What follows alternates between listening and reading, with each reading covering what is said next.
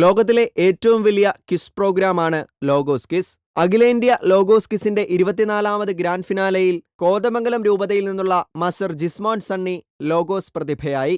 11 വയസ്സുകാരനായ Jismon Kalloorkad saint Augustine's higher secondary സ്കൂളിലെ 6ാം ക്ലാസ് വിദ്യാർത്ഥിയാണ്. 4.5 ലക്ഷത്തോളം പേർ പങ്കെടുത്ത പരീക്ഷയിൽ 600 പേർ 2ാം റൗണ്ടിലേക്ക് തെരഞ്ഞെടുക്കപ്പെട്ടു. ഫൈനൽ റൗണ്ടിലേക്ക് 6 പേർ യോഗ്യത നേടി.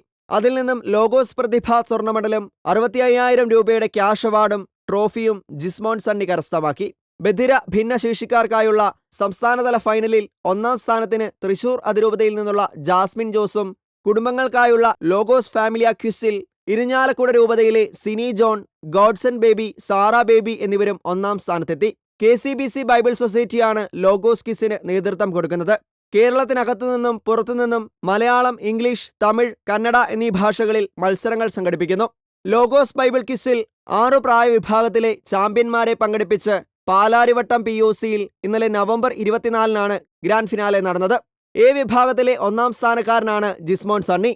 B വിഭാഗത്തിൽ താമരശ്ശേരി രൂപതയിലെ ലിയ ട്രീസ സുനിൽ, C വിഭാഗത്തിൽ പാലാ രൂപതയിലെ ലിസ് മരിയ തോമസ്, D വിഭാഗത്തിൽ മൂവാറ്റുപുഴ രൂപതയിലെ ഷിബു തോമസ്, E വിഭാഗത്തിൽ ഇരിഞ്ഞാലക്കുട രൂപതയിലെ ബീന ഡേവിസ്, F വിഭാഗത്തിൽ തൃശൂർ അതിരൂപതയിലെ ആനി ജോർജ് എന്നിവരും സമ്മാനാർഹരായി.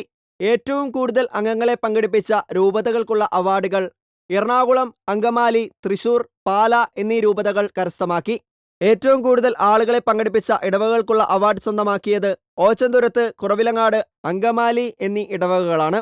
സമാപന സമ്മേളനത്തിൽ Kerala Catholic Bible Society chairman right reverend doctor James Anaparambil ഉദ്ഘാടന കർമ്മം നിർവഹിക്കുകയും വിജയികൾക്ക് അവാർഡ് നൽകുകയും ചെയ്തു. Kerala Catholic Bible Society secretary reverend doctor Joju Kokkad, Shri Joy Palackal, vice chairman Shri Antony Palimattam, joint secretary Shri Joseph Panthaplackal എന്നിവർ പ്രസംഗിച്ചു.